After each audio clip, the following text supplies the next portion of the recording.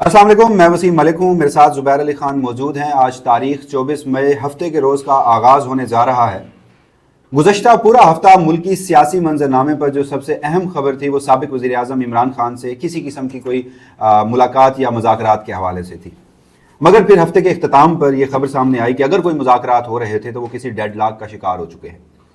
اب پاکستان تحریک انصاف کی حکمت عملی کو دیکھا جائے تو ان مذاکرات اگر ہو رہے تھے اور ان کے کوئی ڈیڈ لاک ہوئے تو اس کے بعد پاکستان تحریک انصاف کی کوئی احتجاجی یا سیاسی حکمت عملی موجود ہے، کیونکہ عمران خان کے جو سٹیٹمنٹ باہر آتے رہے اور جس طرح سے علیمہ خان نے بالخصوص جنید اکبر کے حوالے سے کہا کہ عمران خان چاہتے ہیں کہ وہ ایک تحریک کی آغاز کریں اور اس سلسلے میں لوگوں کو موبلائز کریں، اور غالباً KPK کی حد تک جنید اکبر صاحب نے کسی حوالے سے کوئی احتجاج اناؤنس بھی کیا ہے۔ تو اوورآل ایک تو پاکستان تحریک انصاف کے اندر سٹرکچر کیا ہے، اس میں کوئی بہتری آ سکتی ہے، احتجاج آنے والے دنوں میں کوئی ہو سکتا ہے، یا پھر عمران خان اور پاکستان تحریک انصاف کے کارکنوں کی رہائی کے لیے بھی کوئی اقدامات کیے جانے ہیں۔ ان تمام تر موضوعات پر ذرا تفصیلاً آج کی اس نشست میں گفتگو کرتے ہیں۔ زبیر علی خان صاحب، سب سے پہلے تو سر اگر اس حوالے سے کوئی خبر ہے تو وہ بتائیں، ورنہ چیزوں کو تھوڑا سا پلے آؤٹ کرنے کی کوشش کرتے ہیں۔ دیکھیں، خبر تو یہی ہے کہ عمران خان صاحب نے پہلے بھی یہ کہا تھا، اور اس دن بھی جب ملاقات ہوئی تھی، جو اہم شخصیت سے ملاقات ہوئی تھی، تو اس کے اندر بھی عمران خان صاحب نے اپنی جو اسٹریٹ پاور ہے اس کو تو سرنڈر نہیں کیا۔ بنیادی طور پر اس وقت اسٹیبلشمنٹ یہ سمجھتی ہے کہ عمران خان کا جو اسٹریٹ پاور ہے وہ ہم نے توڑ دی، 26 نومبر کو گولیاں چل گئیں اور اس کے بعد اسٹریٹ پاور بالکل مکمل طور پر صفحہ ہستی سے مٹ چکی ہے۔ اس کا اظہار جو ہے وہ عطا تارڑ جیسے لوگ جو ہیں، جو ماؤتھ پیس ہیں اس وقت اسٹیبلشمنٹ کے، وہ یہ بسا اوقات جو ہے وہ کرتے بھی آ رہے ہیں۔ عمران خان اپنے لوگوں سے یہ بات کر رہے ہیں کہ آپ جو اسٹریٹ پاور جو تاثر دیا جا رہا ہے اسٹیبلشمنٹ کی طرف سے، یہ تاثر ہے جو کہ بالکل غلط ہے، کیونکہ 8 فروری کو یہ ثابت ہو گیا تھا کہ اسٹریٹ پاور کس کے پاس ہے، ووٹ کس کے پاس ہے، عوامی مینڈیٹ کس کے پاس ہے۔ تو یہ جو تاثر دیا جا رہا ہے کہ عمران خان یا PTI جو ہے وہ غیر مقبول ہو گئے، یا اب اگر مقبول ہیں بھی تو لوگ باہر نکلنے کے لیے تیار نہیں ہیں، لوگ خوفزدہ ہیں، لوگوں نے مسترد کر دیا ہے۔ اور اب چونکہ یہ بھارت اور ہندوستان سے جو ہم نے جنگ لڑی ہے، اس جنگ کے بعد جو سروے کروائے گئے ہیں، گیلپ کا بھی ایک سروے آیا ہے جس کے اندر یہ تسلیم کیا گیا یا یہ بتانے کی کوشش کی گئی کہ 93% لوگوں میں فوج کی مقبولیت کے حوالے سے جو رائے ہے وہ تبدیل ہوئی ہے۔ یعنی اس سے پہلے جو 93% تھے وہ کچھ اور سمجھتے تھے، وہ غدار تھے، اور اچانک یہ جنگ لگنے کے بعد وہ محب الوطن ہو گئے ہیں اور وہ جو ہے اس دائرے میں شامل ہو گئے ہیں جس سے اب ان کو غدار نہیں قرار دیا جا سکتا۔ تو اب یہ تاثر بار بار یہ دینے کی کوشش کی جا رہی ہے کہ عمران خان جو ہے وہ ان پاپولر ہو گئے ہیں۔ عمران خان نے گزشتہ ہفتے بھی، اس سے پہلے بھی یہی بات اپنے رہنماؤں کو بتائی ہے کہ اس تاثر کو ختم کرنا چاہیے، اور اس حوالے سے ہمیں جو ہے وہ ایک حکمت عملی بنانی چاہیے، اسٹریٹجی بنانی چاہیے تحریک کی۔ اچھا، تحریک کس طریقے سے آغاز ہوگی وہ اس کے اوپر میں بات کرتا ہوں۔ ساتھ میں عمران خان نے یہ بھی یہ چیز جو ہے وہ کیٹیگوریکلی کہی ہے کہ آپ جو سیاسی جماعتوں کے ساتھ رابطے ہوتے ہیں، خاص طور پر جو ہمیں نظر آ رہا تھا کہ JUIF کے ساتھ بہت زیادہ قربت حاصل کرنے کی کوششیں کی جا رہی تھی، مولانا فضل الرحمان کی امامت میں نمازیں بھی پڑھی ہیں انہوں نے، اور نہ چاہتے ہوئے بھی گرینڈ اپوزیشن الائنس کے حوالے سے۔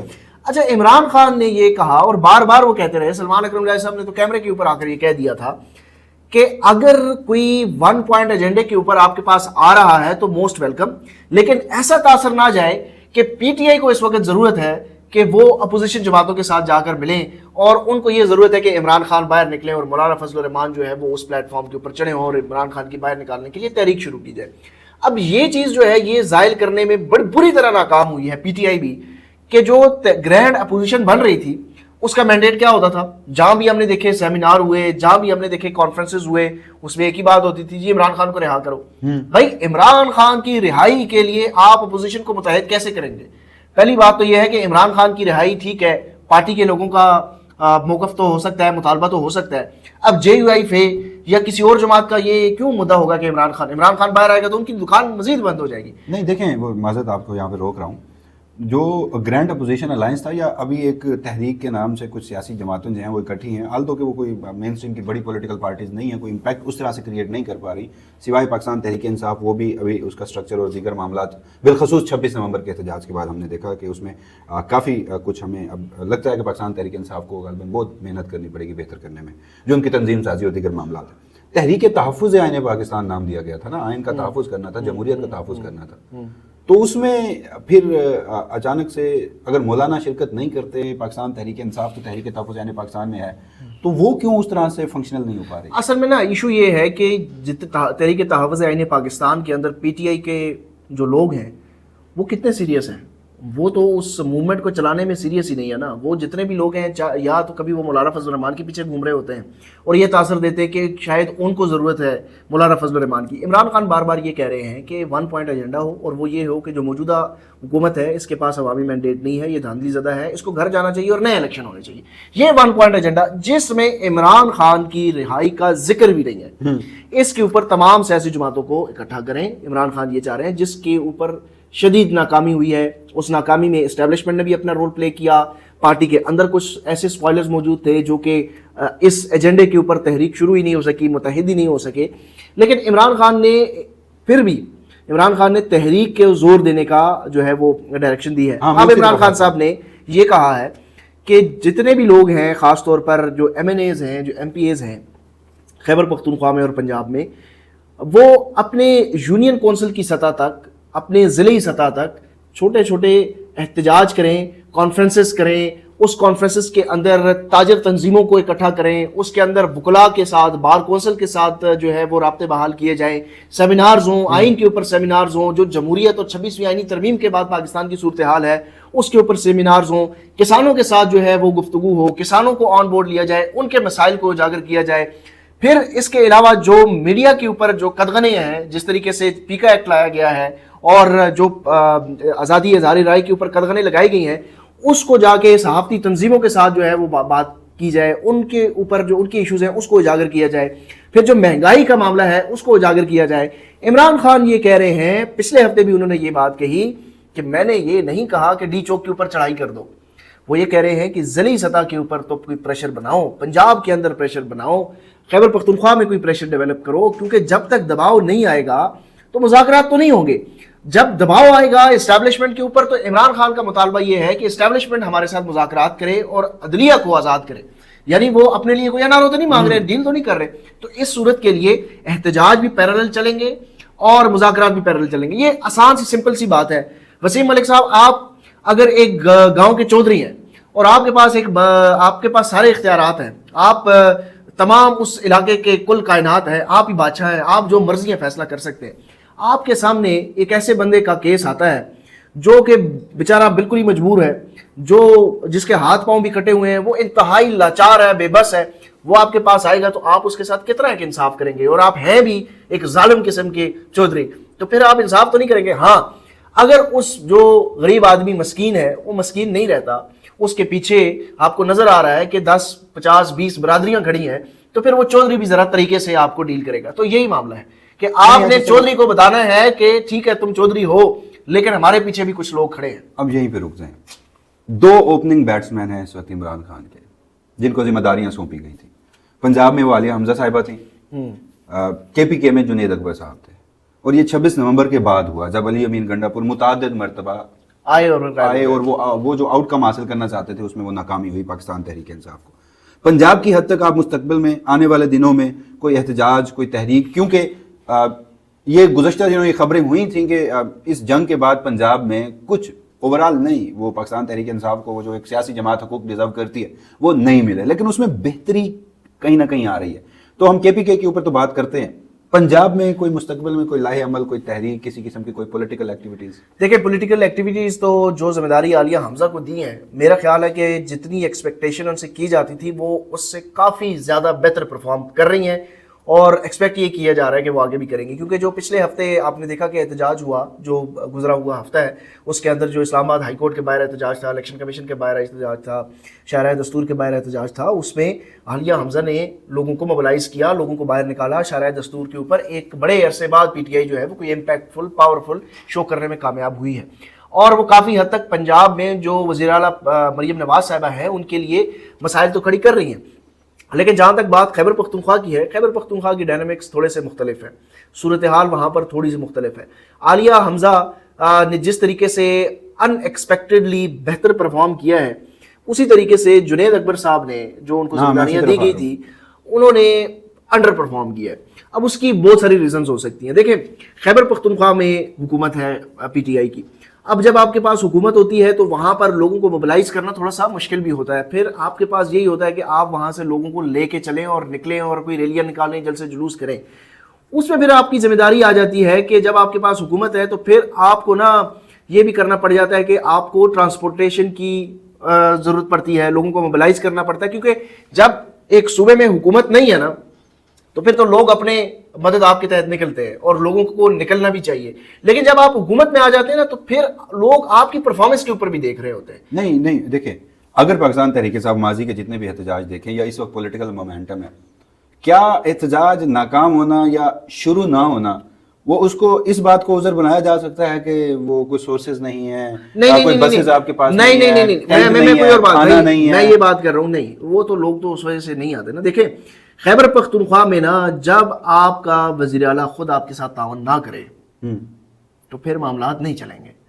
پنجاب میں تو آپ ہیں ہی اپوزیشن میں, اب خیبر پختونخوا میں آپ کی حکومت ہے اور حکومت میں جو وزیر اعلیٰ ہے وہ سابقہ صدر رہ چکا ہے, اس کے ابھی بھی ہولڈ ہیں تنظیمی سطح کے اوپر, تو وہ اس طریقے سے کام کرنے نہیں دے رہا جنید اکبر کو. یہ جنید اکبر صاحب کے اپنے بھی گلے اور شکوے موجود ہیں کہ جو مجھے تعاون دیا جانا چاہیے تھا وہ ان کو تعاون نہیں دیا جا رہا, اور ان کی اپنی کیپیسٹی کے اوپر بھی سوالات ہیں. ایسا نہیں ہے, اب علی امین گنڈا پور کو ایک بار پھر سے ذمہ داریاں تو دی گئی ہیں, لیکن علی امین گنڈا پور لوگوں کو پل آؤٹ کرنے میں کامیاب ہوں گے یا نہیں ہوں گے, کیونکہ عمران خان نے اسی وجہ سے جنید اکبر کو ریپلیس کیا, علی امین کو ریپلیس کیا تھا جنید اکبر کے ساتھ, کیونکہ لوگ مایوس ہو گئے تھے. لوگ علی امین کے اوپر زیادہ اب اعتبار نہیں کر رہے تھے کہ اس کے پیچھے نہیں نکلنا, یا ہر دفعہ چائے پینے چلے جاتے ہیں اور کبھی چھوڑ دیتے ہیں, باوجود اس کے کہ علی امین گنڈا پور شاید ان چند رہنماؤں میں تھے جو 26 نومبر کو ڈی چوک پہ کھڑے تھے, ایٹ لیسٹ پہنچے تو تھے نا.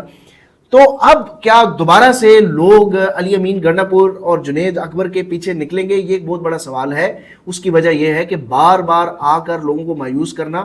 دیکھیں سب سے پہلی بات میں ہمیشہ یہ کہتا ہوں کہ عمران خان نے ایک بار بھی نہیں کہا کہ کال دو عمران خان کی رہائی کے لیے. آپ جتنے بھی 26 نومبر کو بھی لوگ آئے تھے, 4 اکتوبر کو بھی لوگ آئے تھے, 18 ستمبر کو بھی لوگ آئے تھے, جب لوگ آتے تھے ان سے بات کرتے تھے وہ کیا کہتے تھے, ہم عمران خان کی آزادی کے لیے آئے ہیں, عمران خان کو رہائی کے لیے. اب عمران خان خود نہیں چاہ رہا کہ میری رہائی کے لیے کوئی اس طرح کی موبلائزیشن ہو, وہ ایشوز کے اوپر بات کرنا چاہتے ہیں. آپ 26ویں آئینی ترمیم کے اوپر بات کریں, آپ مہنگائی کے اوپر بات کریں, آپ الیکشن کمیشن کے اوپر بات کریں, آپ جو اربوں روپے کے مریم نواز فنڈز دے رہی ہے اشتہارات کی مد میں اس کے اوپر بات کریں. اپوزیشن جتنی نالائق حکومت ہے اس سے کئی گنا زیادہ نالائق اپوزیشن بھی ملی ہے. گزشتہ مہینے ہم نے یہ بھی دیکھا تھا کہ ہم خود بھی خیبر پختونخوا کے متعدد ڈویژنز میں صوبوں ضلعوں میں گئے.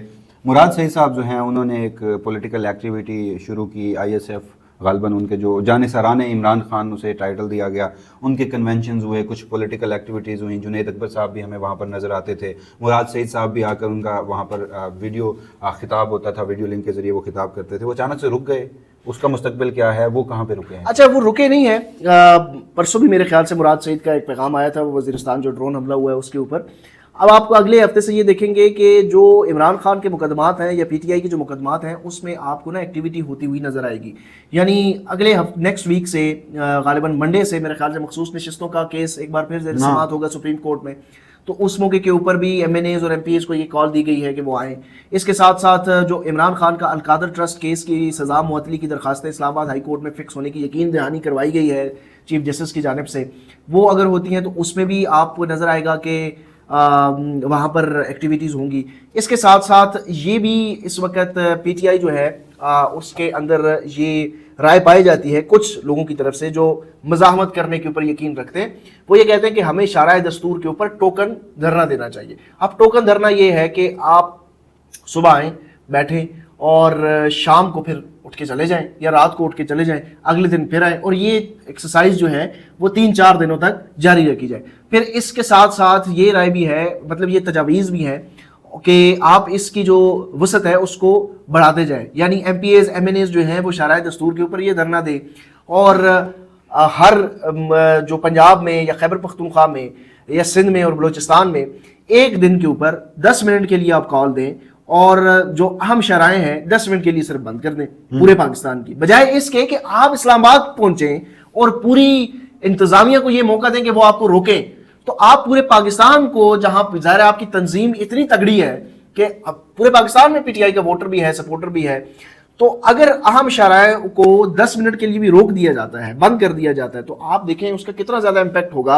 اور کوئی آپ یہ تصور نہیں کر سکتے کہ ان کے اوپر لاٹھی چارج ہوگا، کیونکہ کتنے لوگوں کے اوپر کتنی فورسز کا استعمال ہوگا نا. جب اسلام آباد کی کال دی جاتی ہے تو پورے پاکستان سے نہیں، پولیس وہ بھی آ جاتی ہے. انفارچونیٹ سی چیز تو ہے نا کہ پاکستان تحریک انصاف کے خلاف بھی ریاست آل آؤٹ گئی ہے متعدد مرتبہ. بہرحال اچھا، جو میرے نزدیک کے سارے معاملے میں نا احتجاج تو غالباً بعد کی چیزیں ہیں. پاکستان تحریک انصاف کے اندر کے جو معاملات تھے وہ خاصے گڑبڑ تھے. گزشتہ ہفتے کچھ ملاقاتیں بھی ہوئیں علیمہ خان صاحبہ کی.